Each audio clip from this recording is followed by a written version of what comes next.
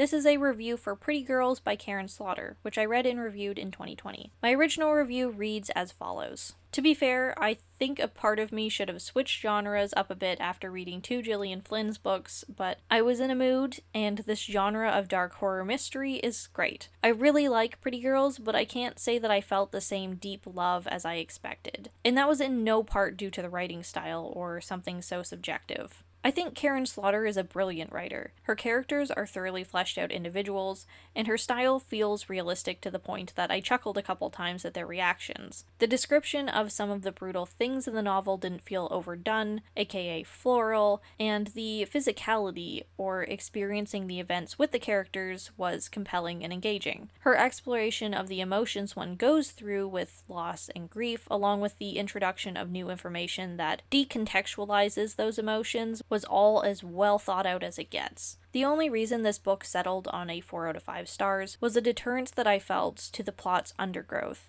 I get it. The bad guy can't just be the bad guy, he has to be the baddest guy possible to set him apart from every other bad guy, but it was too much for me at some points. The revelations, connections, and betrayals didn't need to be that intertwined to the point where everything is all connected one way or another. I found myself wanting the plot to just stop with the new information, the revealing of the awfulest case scenario, rewriting the past, and getting on with the current tension. I respect Slaughter as a writer for having the ability to do this, to plan so far ahead and tie everything together, but some things don't get much worse. I got a bit numb and rolled my eyes at some of the later reveals because they weren't necessary.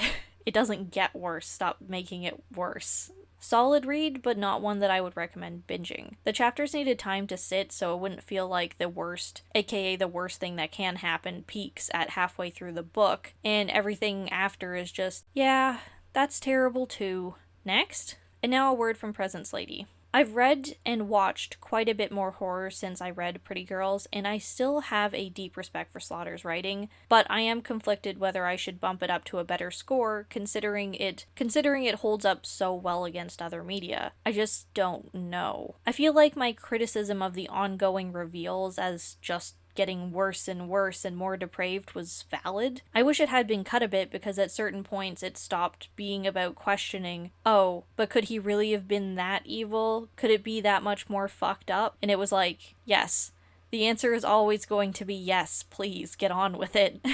So at that point, it was more about making sadism a repeated twist, more for fun than for development, in my opinion, because the hole was just digging deeper and deeper and not really going anywhere, if you know what I mean. I guess I'm gonna keep Pretty Girls at a 4 out of 5, but it's still a pretty good read, and I'd recommend it if you like psychological thrillers or horror. Just don't binge it, or you'll probably end up like me and start wanting the plot to actually move forward, and the elaborate past the Slaughter set up to stay in the past where it belongs. As always, thank you so much for watching. Special thanks to my patrons. If you'd like to support me and my content, there will be a link to my Patreon in the description below. Thanks again, and I'll see you in the next video.